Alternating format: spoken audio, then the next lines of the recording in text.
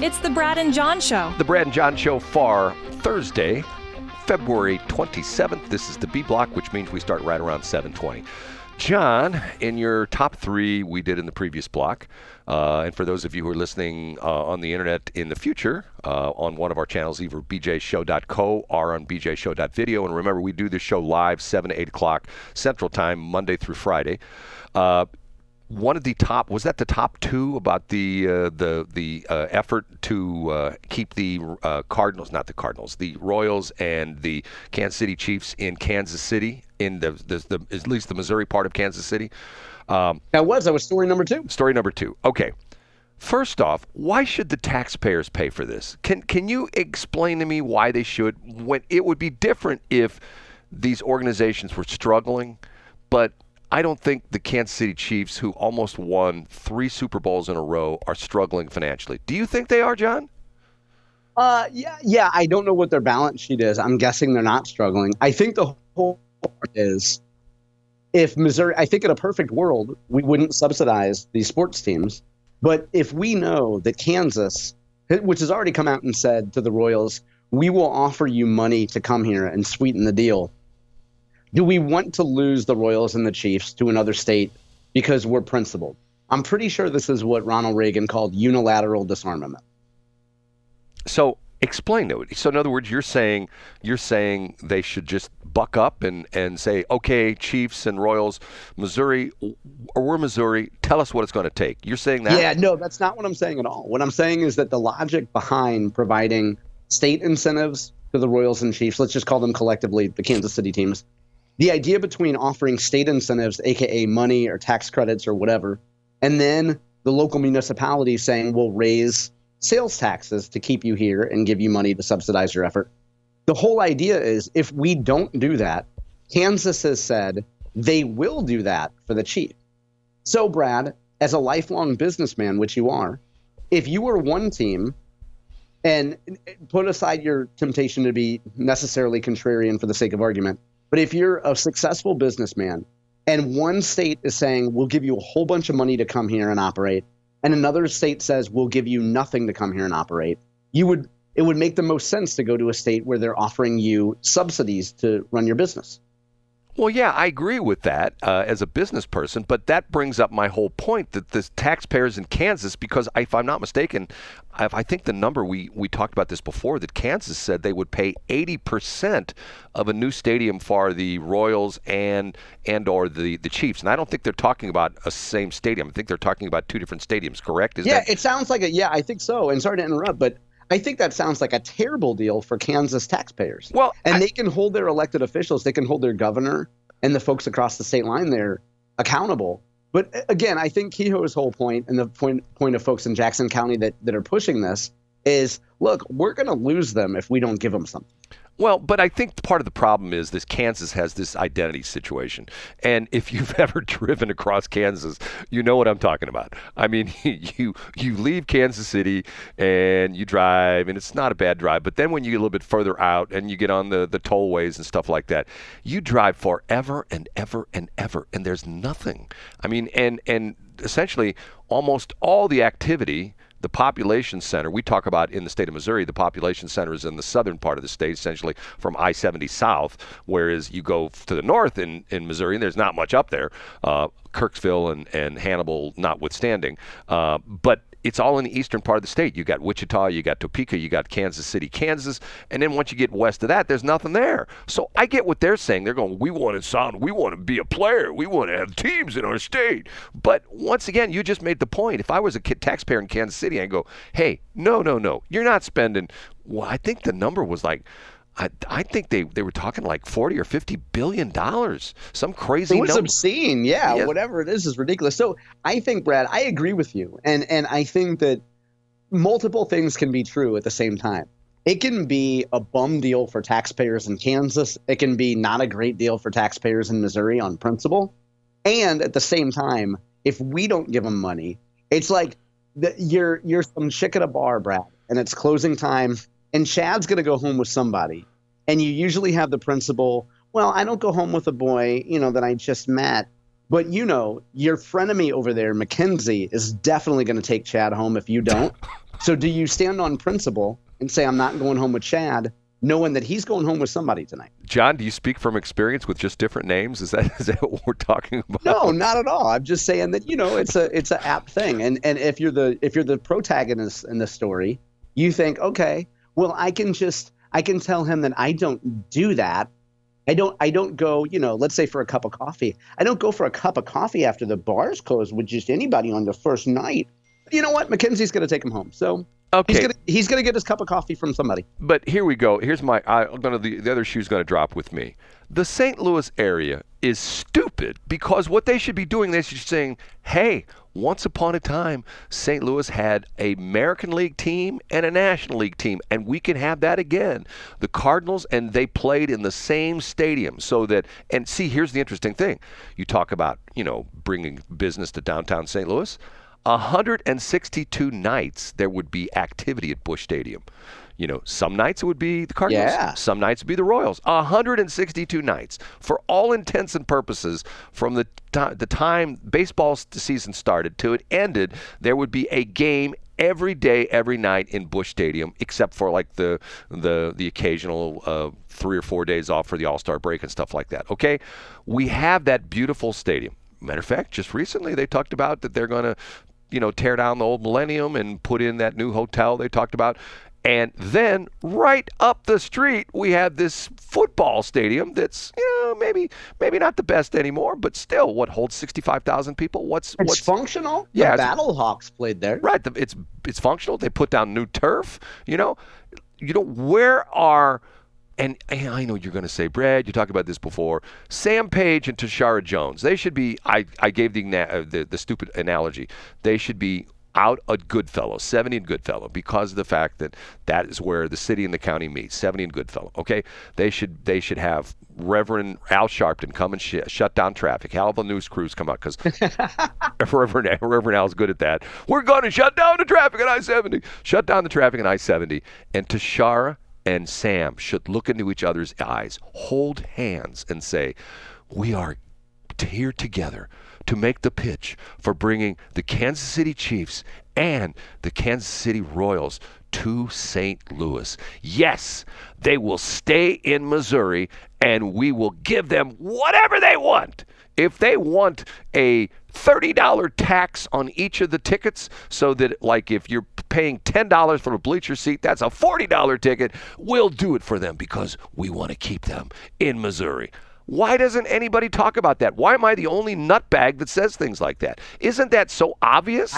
Yeah, it seems like it. Now, you bring up the fact that the St. Louis Cardinals and the St. Louis Browns both played here in St. Louis. They played in North City at Grand and Dozier. Right. Brad, I looked up the population in 1940, and there were 816,000 people living in the city of St. Louis.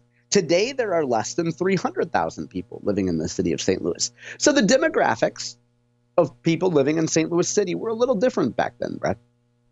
But still, John, I mean, people have cars. They can drive from Chesterfield. And think about it. No, my car literally will not drive there. Like, my car will refuse. Well, my car is like Knight Rider. It'll talk to me and be like, approaching 270, danger, danger. Because John lives outside the 270 circle. Okay, but here's another thing. And this is where Steve Ehlmann could go down to Goodfellow and 70 and hold hands. They would like before the game, on 3, 1, 2, 3, win. I mean, that kind of a thing. Okay. Yeah, so they could. Steve Ehlmann would go down there and say, and not only will this be great for the city of St. Louis, because now that we'll have 6 lanes of Interstate 70 between Kansas City and Missouri, between Kansas City and St. Louis, it'll be so much easier for you Kansas City fans to come to watch the Royals and the Chiefs play in downtown St. Louis, because no traffic problems, 6 lanes of traffic, and the S-curve in Wentzville will be gone, so you won't have to slow down as you go through Wentzville. Okay? See, I'm telling you, I got the answers. Nobody listens. That's what would happen. And then, as we get close to the primary next year in St. Charles County, Bill Eigel could come down and with a flamethrower, and he could burn down any buildings that need to be cleared out. And then Mike Elam would come down, and he'd be in a boat in the river, and then he'd have to swim 200 yards. I don't know what the significance is of that, but if I wanted to know, I would go look up the Westplex Chamber, and I would hear Mike Elam tell his 200-yard story, which I don't think Brad has ever told on the air, but Mike Elam could tell his 200-yard story, and it would just be a beautiful St. Charles County primary campaign fight. John, I'm glad that you're making fun of both of our candidates for St. Charles County executive in 2026. Bill Eigel's not my candidate. Whoa. Don't attribute any. I don't even vote in that election. I said both of our candidates. You said both Mike Elam and Bill Eigel, but yet. I thought you meant my candidate. No. I said. In other words, you're making fun of both candidates because Bill Eigel's going to come down with a flamethrower and Mike Elam's going to swim 200 yards. And I think that's a great story, and you make fun of it. But the crazy thing about this is we're still leaving out Mr. Law. And by the way, can I tell you a weird story about this? Tell me a weird story, Brad. Okay, this is from some very reliable sources. He is not very well liked by the other mayors in St. Charles County. Do you know this story? No, I don't. Why is that? Well, because he shuns all of them. In their mind, he shuns them. No. Their version of the story is that he shuns them. No. He actually does shun them, and I have this once again from a very reliable source. He's been kicked out of the mayor's charity ball. Really? Yes. That's got to be pretty hard to do. That would be like getting kicked out of a Chamber of Commerce meeting. Yeah. That can't really happen. Yes, it would be. I knew you were going with that. Bill Eigel fundraiser. That can't happen. Okay, yeah. So somebody told you. Now, is this do you have friends that also have imaginary beefs? Like, are they pretending that he's shunning him because one time, he ignored their spam call or something? Okay, I've heard this from multiple sources that the mayors of St. Charles County, with the exception, what was his first name? Jason Law? Is that what his first name is? Jason? Yeah, correct. Yep. Okay, with the exception of Jason Law, the mayors of St. Charles County all get along and they have a symbiotic relationship where they do sort of understand that even though they have their own little fiefdoms, they do understand that, my philosophy is the tide rises, so do all boats. But Jason Law doesn't agree with them. And he's sort of like, well, I'm the Lake St. Louis guy. I don't really care about any of you. I don't want to do anything with you guys. And apparently the mayor, and once again, I've been told the same story by 2 or 3 people, so I think it's probably got some legitimacy to it, that there's a lot of effort that if you know what the mayor's charity ball is, they do this every year. It's like a gala event. It's like black tie, and all the women dressed really nice. Matter of fact, Shelley's, you know what? Hold on a minute. Let's have some fun here to get some background into this, because Shelley has been to the mayor's charity ball. Let's see if I. You mind if I call her real quick? Go ahead. Okay, we'll call her real quick and see if she answers. Let me pull this up. Is this going to work? Okay. It's a pretty big deal, and they raise a lot of money for charities, and I will say one of them being, Hi. hey, What's up? You're on the air, so no potty mouth, okay? Oh, no, you never let me have any fun. Okay, we're talking about the mayor's charity ball. You've been there a couple times, correct? Out in St. Charles County? I have. It's lovely. Yes. And it's very highfalutin kind of atmosphere, like the ladies dress to the nines and the men are in tuxedo. It's an adult prom. Mm-hmm. An adult prom, okay. Yes. And they raise a ton of money there, don't they? They do. And it goes for a bunch of different charities. Now, and isn't there sort of a relationship, and I'm not trying to lead you, I'm not like you're on the witness stand, I'm leading the witness, but isn't it sort of like all the mayors sort of like hold hands and kumbaya kind of thing? Isn't that what it sort of is? It is. And they all are essentially... They all work for a common cause, and that's for the charities that they select. Right. And it's sort of like, like we're all going to help each other. And yes. When is that? Is that coming up again? I don't know the answer. I didn't get my invite. No, but what time of the year is it? Is it like in the fall, the summer, the winter, the spring? No, galas are usually in the in May, June timeframe. Okay, so it's coming up this year then. It is. Okay. Probably, yes. Okay, you doing okay otherwise? I am. Okay, I'll talk to you later. And it's lovely, and if anybody wants to get me a ticket, I would love it. Because it's expensive. I do love a good gala. What's the ticket cost, do you know? I honestly don't know. Are you on your Fold-O-Matic, by the way? I am. It sounds sort of crappy this morning. You need to adjust it or something It's like the that. old one. Oh, it's the old one. Okay. Talk to you Yes. later. Bye. Bye. Bye, everybody. Peace. Bye, John. She has so much trouble with that stupid phone she has, the Ronco Fold-O-Matic. Okay, so going back to this, I'm telling you, John, I know for a fact that he's been sort of disinvited from the mayor's charity ball. Because That's interesting. And not knowing anything about the situation, it sounds like he hasn't, I don't know, kowtowed to enough people. No, or I don't know maybe if he it's- likes to do his own thing. And so they're like, if you say that a person, and you'll exaggerate and increase it by 300% and say it's 2 or 3 people. But if somebody told you that he's been disinvited, I would actually believe that. But maybe he just likes to do his own thing. Well, okay, see, here's the whole situation. When you have a community like what I refer to as the Westplex, which is 8 different communities, St. Charles, St. Peter's, O'Fallon, the rest of them, okay? Most people don't know the boundary lines. And when you drive along I-70, I'm the nerd that I can tell you when you're in St. Charles, when you're in St. Peter's, and even some of the areas along 364. It's sort of weird because you drive along 364 and you come across the bridge, and I believe you're in unincorporated St. Charles County, then you're in St. Charles City, then you're in St. Peter's. It's sort of like driving up and down 170, where between 40 and 270, there's like 20 different municipalities, and sometimes that stretch from Page to like Natural Bridge, that stretch alone, I think there's 6 different munis. It's like, it's like Overland, Charlac, Sycamore Hill, St. John, Bell Ridge, just sort of crazy stuff, okay? But the point being is, you're in an area. You don't necessarily say, well, I'm in Charlac. And it's the same thing out in St. Charles County. So if you got somebody who's not necessarily down with the overall plan, it sort of causes problems. You know what I'm saying? I do know. So it would seem like whatever person told you this story who doesn't like Jason Law, I wonder if they would ever provide specifics other than a generic and unhelpful, he's snubbing me. I wonder if that person would offer anything of substance or if it's just their own insecurity coming through. Okay. I like Jason Law more after this conversation because it seems like people with low self-esteem are mad at him for some reason. Okay, let me take it one step further. And this has been told to me by several people as well. When he runs his campaign, because he's a captain in St. Louis County Police, and he's like a captain of the SWAT team and the helicopter operations. I mean, I've met the guy. Go ahead. I did a podcast with him. He's a very personable guy.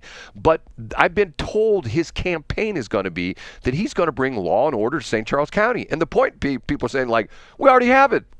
Why don't you fix St. Louis County? The point being is that he's essentially saying, well, I'm a captain in the St. Louis County Police Department, and look at me. And people are going to go, yeah, and St. Louis County is a mess. Why do we need you? I see that point. That seems like a pretty good line of attack, right? Right. Why do we need you in St. Charles County? We've got a great police department, low crime. We don't have any problems. And look at you. You're a big wig in St. Louis County Police Department, and it's a mess. You know what I'm saying? So who knows?